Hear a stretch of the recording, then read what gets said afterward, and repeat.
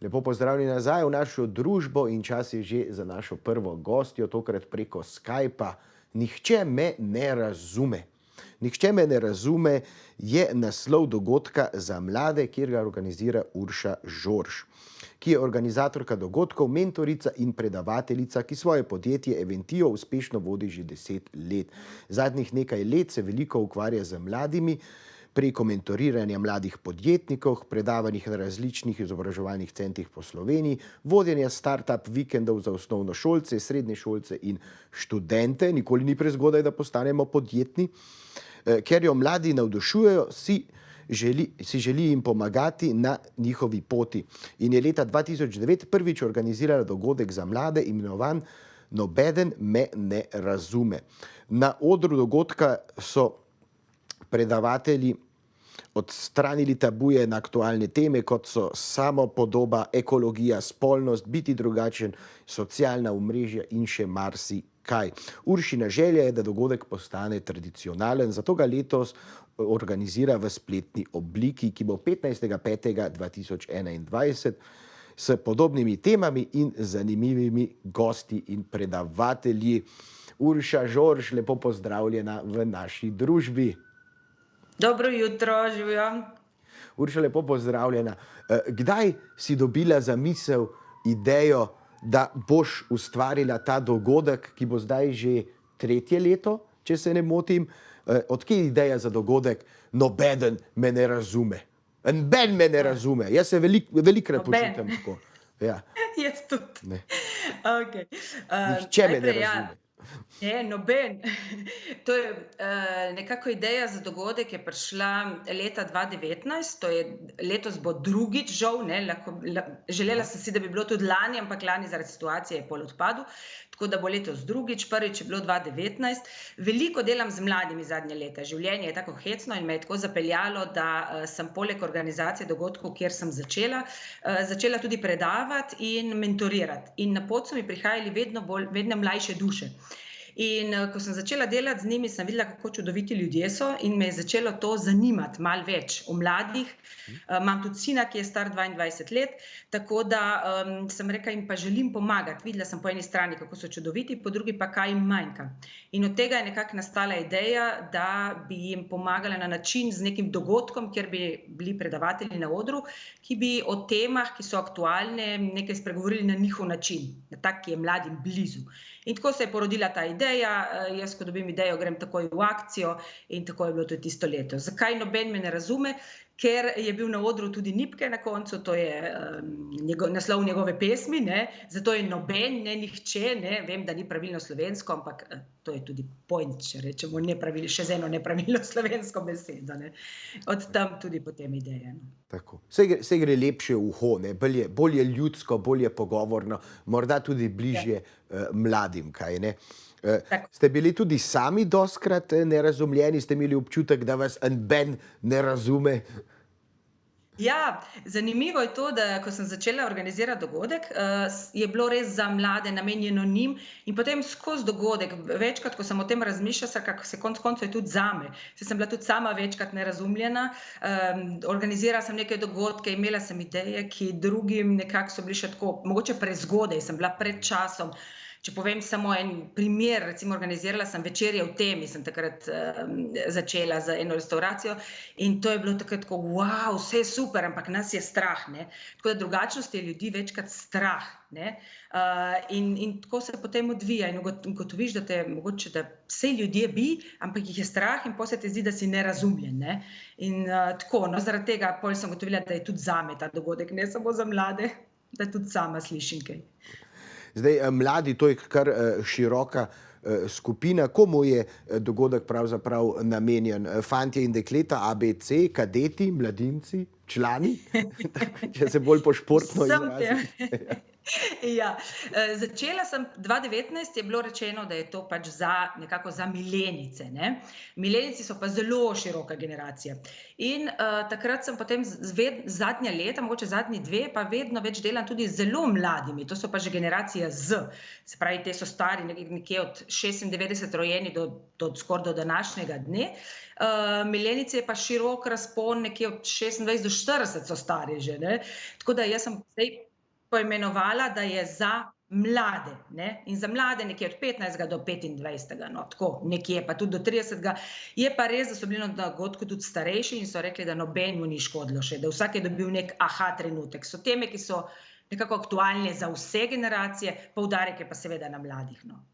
Tako, kajti na mladih svet stoji, ne, in bolj, ko se z mladimi družimo, bolj mladi se počutimo tudi mi, kaj ne. Kako si pa ti doživela dogodek, ta prvi dogodek v živo, ki je bil, in kakšni so bili tudi nasploh odzivi občinstva, udeležencev? Prvi dogodek je bil tako, noro je bilo. Nisem vedela, kaj pričakovati, ker je prvič, nikoli ne veš, kako bo. Ampak je bilo res, taka energija se je ustvarila v dvorani, predavatelji so bili vsi nastopajoči, no, so bili vsi res fenomenalni, ker tudi za njih nisem vedela, nekatere sem slišala, videla, nekateri so bili pa prvič, ne, na mojem odru. Tako da je bilo res, vse se je nekako poklopilo, imeli smo odlične partnerje, zunaj, se pravi pred dogodkom in med odmori, so se ljudje družili, ne vem, če se še spomnite, kaj to pomeni, to je, ko smo lahko skupaj en zraven drugega. Tako da ljudje so se družili, kavica, tako res je bila ena taka dobra energija. Vsak predavatelj je dal neko svoje sporočilo, ki ga je želel dati, udeleženci so bili navdušeni, tako res en tak dober občutek je ostal na koncu, no, tako pozitiven za vse vpletene.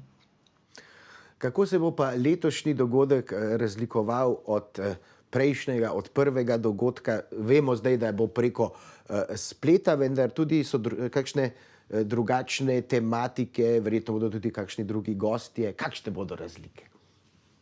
Ja, žal, želela sem ga organizirati lani na enak način, podoben, kakor je bil prvič, ne, pa ni šlo, zaradi situacije, tako da sem ga prestavljala in prestavljala, na koncu z vsemi 4 sem se branila, da bi bil dogodek spletni, ravno zaradi te energije, ki se ustvarja med ljudmi, ko smo skupaj, ne. Potem sem pa pač rekla, okej, če želim nekaj narediti, ne bom več čakala, ker ne vemo, kdaj bo to možno. Tako da sem se odločila za spletni dogodek. To je ta bistvena razlika, da se letos ne bomo družili, objemali, da ne bomo videli teh iskrivih oči udeležencev, da ne bomo videli nasmehov ali pa tistega kima reče, ja, to je, ja, jaz sem pa dobil nekaj zase. Tematike bodo podobne kot prvo leto, bojo pa nastopajoči drugi, razen mislim, da 2 se ponovita, ena v čisto drugačni obliki. Sicer pa tematike, ja, ker nekako te izzivi ali pa aktualne teme so še vedno podobne, enake kot so bile takrat, nastopajoči pa drugi, ja, tako. Tako da ta bistvena razlika je pač splet, ne. Se ti zdi po tvojih izkušnjah, ker veliko delaš z mladimi, da se mladi, da se vsaka generacija mladih srečuje s podobnimi temami, ki jim delajo prepreke? Se zato morda tudi teme toliko ne menjajo, saj so vedno aktualne za nove mlade generacije, ki prihajajo? Ja, za nove mlade zdaj kar, ja, se mi zdi, da so podobne tematike, da jih pestijo, če bi rekla, podobne stvari od, ne vem, socialnih omrežij, kjer najdejo vse, ampak vse je pa včasih tudi preveč, ne. Ni dobro imeti preveč vsega, ne, ker potem si lahko zmeden in ne veš, kam se obrniti in kaj narediti in kdo ima konec koncev prav, ne, oziroma kaj je ne, v katero smer bi se obrnil. Tako da ja, jaz mislim, da je kar, da so podobne neke, kar se od naše, moje generacije, recimo X, kar razlikuje precej, ne, s spletom, ki je prišel z virom in informacij in tem, no, tako da ja. Zdaj pa te Y pa v bistvu Z, če govorimo, najmlajši pa ja, pa mislim, da imajo zelo podobne teme. Kateri bodo pa letošnji nastopajoči? Nam lahko morda že zaupaš kakšno ime, kakšnega predavatelja? Ja, seveda, z veseljem. Na odru bojo verjetno, ne vem, marsikomu znan Aljoša Bagula, ki je napisal to knjigo o izgorelosti, tako. On bo tudi govoril o socialnih omrežjih in kako ne izgoreti. Potem bo Miha Kavčič, ki je član skupine Sester, on bo govoril o tem, kako je biti v Sloveniji oziroma sploh istospolno usmerjen, kako je to, kaj vse je mogel na tej poti doživeti. Potem bo Eva Ostrouška, ki je sicer bila 2019 na našem odru, ampak takrat je bila bolj, da je zabavali ljudi kot improliga. Zdaj bo pa govorila o spolnosti, ker to tudi študira, in sicer ali je 2-krat na teden dovolj. To bo malo razkrila na tak njen humoren in zanimiv način, ker to tudi študira, magisterij dela. Potem nasmejala nas bo Martina Ipša, stand-up komičarka, Tjaša Justin bo na odru, ki pa govori o odhrčkavanju, to je nov izraz, ne, se pravi o srečanju v stvareh, mi radi kopičimo, ampak nam to kopiči tudi življenje, no. Tako da malo kako odhrčkavati. Potem bo Barbara Nemec od moje cule, ki ima to trgovino Zero Waste in bo govorila o tem, kako da v bistvu začneš spremembe pri sebi in kako pač svet ohranjati čim bolj prijazen, no, kako biti prijazen do sveta, no. Potem je še Jan Robin, ki je botanist by heart, se pravi, on je pa obožuje rastline in je na en tak način drugačen, to ljubezen do rastline bo predal tudi nam naprej, no. Potem bo še Raven, pevka, verjetno tudi poznana vsem, ja. Raven bo pa tudi nekaj povedala o svoji drugačnosti, pač kako so njo sprejemali z vsemi podobami, ki jih je imela in z vsem, kar je na drugačen način pač svojo ustvarjalnost dala ven in tako naprej, no. Vodil bo pa Alen Podlesnik, ki je jutranji voditelj na Hit Radio Center, tako da bo kar taka ena pestra druščina, no. Tako, to je pa zelo pestra druščina. Mislim, da si naštela skoraj 10 nastopajočih. Ja, 9 jih bo, ja, pa plus Alen jih je, ja, tako, ja. Tako, imenitno, ja, to se moram pa tudi jaz priklopiti, kaj ne? Nujno. Boste imeli to live stream preko YouTubea ali katerega drugega kanala?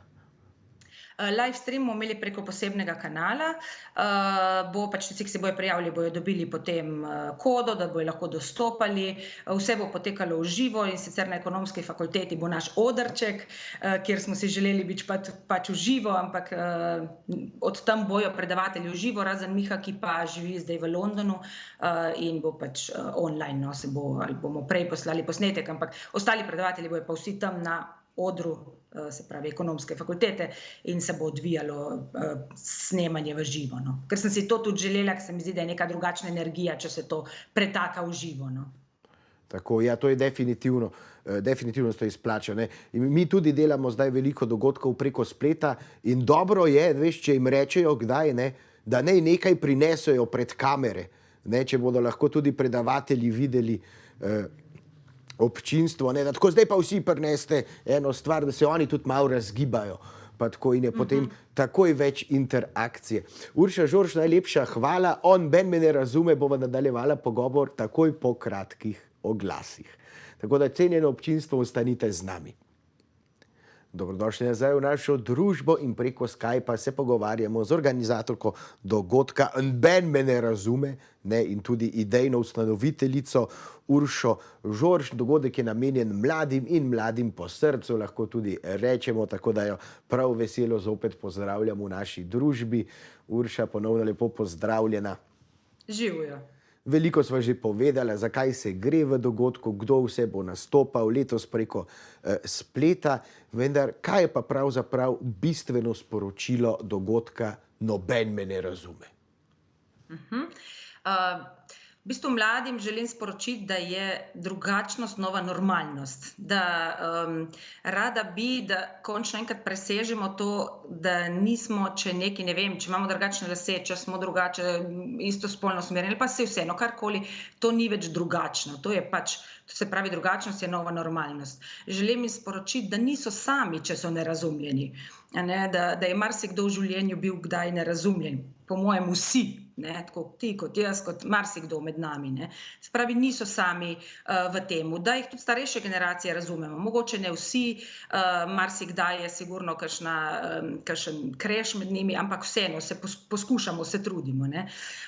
In pa to, da bi si upali biti to, kar so, da se ne bi več skrivali, da bi si upali biti, po drugi strani pa, da se ne bi silili biti drugačni, a ne, ker zdaj je to pa vseeno malo bolj moderno, ne, ampak da si to, kar si, no, to se mi zdi pomembno, da si to, kar si in si upaš živeti to, pokazati to svetu in mogoče res na začetku, kdaj ne boš razumljen, sprejet, ampak mislim, da s temi res mladimi generacijami počasi bomo tudi to presegli v glavah in da bomo si uspeli in upali izražati našo notranjost, no.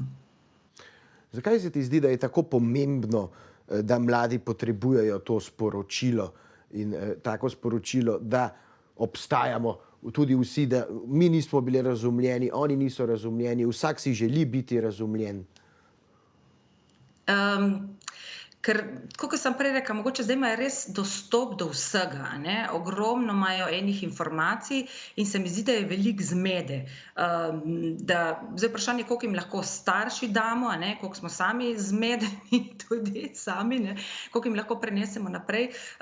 Tako da se mi zdi, da je res v tem svetu poplave vsega, ne, lahko za vsako stvar, ki nekaj ne štima ali pa nekaj, kar lahko pogledaš na spletu, ampak na spletu imaš A, B pa C, pa še D, pa še ne vem kaj naprej odgovorov, ne, in potem si res zmeden in zato sem si želela nekako dobiti res take ljudi, ki ali so sami to doživeli ali vejo res, o čem govorijo, da bi dali en vidik mogoče te resnice, če tako rečemo, tega izziva ali pa te teme, ki je, no, pa potem vsak najde zase, kar najde. Nekdo najde veliko, nekdo najde, pa če spreminjamo življenja, mogoče 0,5 ali pa 0,5% ali pa 1%, odvisno. Če nekdo najde en tisti trenutek na dogodku in meni že to je to, ne. In sem jaz srečna, res, ker to gre res počasi, ne gre od danes do jutri, ne.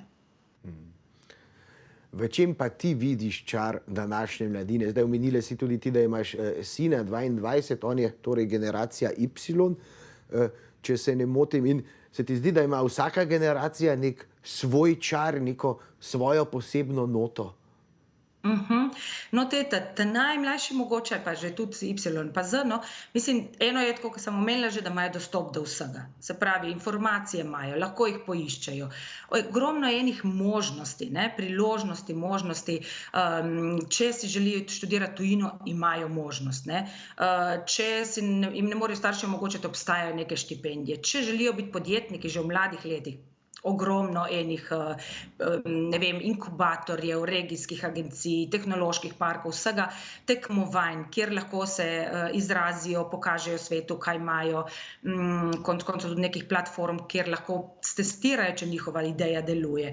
Potem imajo res, se mi zdi, da se ne omejujejo toliko v glavah, ne, nimajo še sploh ta mlajša generacija, nimajo še toliko omejitev in si kar upajo in grejo in povejo. Jaz veliko delam z njimi preko raznih delavnic, ne, in vidim, da imajo potem res take nore ideje, no, res tako me presenečajo, da tako mlad recimo 7. razred osnovne šole, pa res kreira take nore ideje, da sem jaz tako vsakič wow, ne. In kar mi je še zelo všeč pri njih, da jim je mar za okolje in jim je mar za soljudi. To vidim skozi te projekte, ki jih delajo, a ne, da jim je res pomembno, da naredijo nekaj dobrega za druge, no. Čeprav jih včasih gledamo malo tako na drugi način, ampak skozi to, kar jaz delam, skozi moje izkušnje, jim je res mar za okolje, jim je mar za soljudi in v tej smeri tudi delujejo, no. Tako da to mi je tako res toplo pri srcu, ko jih gledam, no. Kakšni se ti pa zdi, da so izzivi, s katerimi se današnja mladina danes srečuje? To sva že rekla, da veliko je vsega, ne, ogromno informacij iz vseh kanalov, pa tudi drugače. Kakšni se ti zdi, da so njihovi izzivi v primerjavi s takimi, kakor sva jih imela na primer jaz in ti? To je sigurno zaradi tega, ker je dostop do vsega, je neka izkrivljena podoba sveta, ne. Ne veš več, kaj je prav, kaj ni, kaj je res tisto, na kar se opreti in kaj ne, ne. In to te lahko res zmede, če nimaš mogoče okrog sebe ljudi, ki ti pomagajo na tvoji poti in tako. Tako da to je sigurno ena velika zmeda, vsa ta poplava informacij. Potem je neka nepotrpežljivost, vse bi radi takoj in zdaj, ne, seveda, ker je vse dostopno, ne. je treba danes ali pa če bi se dalo 3 dni nazaj, ne, kar danes delati, da bi se, ne. Tako da včasih je treba kar povedati, da pač za uspeh je potreben nek določen čas, ne, da ne pride čez noč. Saj veš, kako je tisto, uspeh je bil čez noč, ampak noč je trajala, ne, 2, 5, 7 let, ne. Tako da, ne, se pravi to, da bi bili malo bolj potrpežljivi in da bi vedeli, da je za vsako stvar potreben določen čas, kljub temu, da je vse dostopno takole, ne, na spletu. Ampak vseeno, določene stvari še zmeraj terjajo, se ne spreminjajo z leti, ne. Potem mogoče neko primerjanje, ne, primerjanje z drugimi, ki jih vidijo na spletu in on je pa tak, saj veš, na spletu lahko rečemo, kar hočemo, ne, vsi smo srečni, krasni, lepi, ne. In se potem nek mladostnik s tem primerja in mu je grozno, ker on pa ni srečen, ker on pa se mu zdi, da ni lep, zato ker ima tista 2 mozolja in tako naprej, ne. In pa nek perfekcionizem, ki je pa sploh zdaj se mi zdi zelo v porastu, ne, da je vse mora biti 140, 150, 200%, če se da, ne. In to jih v bistvu pahne potem v neko agonijo, ker ne moremo biti 200%, ne gre, ne moremo spraviti vse v teh 24 ur, ki jih imamo, če želimo še kaj spati, pa še kaj drugega zase narediti, ne. Tako te se mi zdijo so najbolj take, no, take teme, te področja, kjer se mi zdi, da bi jim najbolj rada pomagala, no. Urša, pa se ti drugače zdi, da imajo mladi možnosti realizirati svoje želje, sanje, da se znajdejo v šolskem sistemu, v katerega so pahnjeni in vsi pričakujejo, da je to neka dobra osnova za nadaljnje življenje? Kot šolski sistem se mi zdi, da ne gre tako hitro, ne, kakor grejo mladi naprej, ne. Da je še zmeraj dokaj rigiden, saj se trudijo, saj dodajajo, saj tudi posamezni profesorji delajo maksimalno, kar lahko, ne, ampak je kot cel šolski sistem, gre pa to zelo počasi, ne. Mladi so mnogo bolj hitri, mnogo bolj naprej, kakor je šolski sistem, ne. Tako da tulele mislim, da se težko nekaj realizirajo, razen kakšni posamezniki, ki so prepoznani ali pa ki imajo možnost znotraj kakšnih krožkov ali kaj takega, ali pa da jih profesorji prepoznajo. Pa tudi ta sistem mogoče nekega točkovanja, da ne morejo priti na fakulteto, ki si jo želijo, za katero so recimo dobri, ki je res, ne, in ne morejo priti zaradi nekih točk ali pa tako naprej, ne. Tako da tle se mi zdi, da je še vseeno, ne, ena taka rigidna stvar in mogoče se premalo obravnava posameznika kot individuuma, ne, je vse masa, ne, masa, ne. Premalo pa se gleda kot človeka, kot njegove sposobnosti, njegove prednosti, no. Drugače pa po drugi strani pa, tako kot sem rekla, je pa kar veliko enih možnosti in izmenjave in tujina in študij v tujini ali pa samo, da greš za pol leta ali pa konec koncev potovanje za pol leta, za 1 leto. Danes je res toliko možnosti, da tudi če nimaš, ne vem koliko enih, res noro, ne. Tudi če nimaš sredstev, se nekako znajdeš, imaš couchsurfing, mislim, res noro, ne. Greš nekam delat na eno kmetijo, pa imaš pa za sproti, ne, pa res, se da veliko narediti danes, če imaš neko željo, če jo ne moreš skozi neki šolski sistem uresničiti, jo lahko pa na neke druge načine, no, se mi zdi, da to pa je, no. Urša, morda še za na konec, kaj si ti obetaš od letošnjega dogodka? Želiš si seveda, da bi postal tradicionalen, si že začela planirati dogodek za naslednje leto ali se boš to morda pomenila kaj s tvojimi predavatelji tudi na letošnjem dogodku, ki bo maja? Ja. Vsekakor si želim, da bi postal tradicionalen, ja, vedno pa gledam odzive, ne. To, kar bo letos, vedno pošljem neko anketo, da vidim, kaj si ljudje še želijo naprej, kaj jim je bilo všeč, kaj jim ni bilo. Z mladimi itak bom še naprej delala, ker jih res obožujem, in se mi tudi tako posel teče v to smer, tako da jih sproti spremljam in si sproti zapisujem. Ko vidim kakšnega dobrega predavatelja, si zapišem, ga uočim, če rečemo tako po neslovensko, ne. In tako da si želim tudi za naprej te podobne teme ohranjati, in iskati nove predavatelje, ki bi bili zanimivi in seveda bistvo pa res, da se mladim pomaga na njihovi poti, no. Da bi lahko vso svojo čudovitost, ki jo imajo, izrazili svetu. Urša Žorž, najlepša hvala za vaš čas, pa tudi veliko uspeha pri dogodku želim. Bomo pa seveda zastavili tudi mi nagradno vprašanje. Podarile si nam 2 vstopnici, 2 spletni vstopnici in te bomo mi podarili naprej, da pridejo v prave roke, da se lahko mladi udeležijo tvojega dogodka. Super. Dobrodošli. Hvala lepa, da si bila naša gostja in upam, da nas bodo vsi razumeli, no. Da ne bo več en nas ne razume. Mi gremo v oglase, po oglasi pa z nami že Deja Ivanovič, predstavnica rokometnega kluba Krim Mercator, članica zlate generacije ženskega rokometa.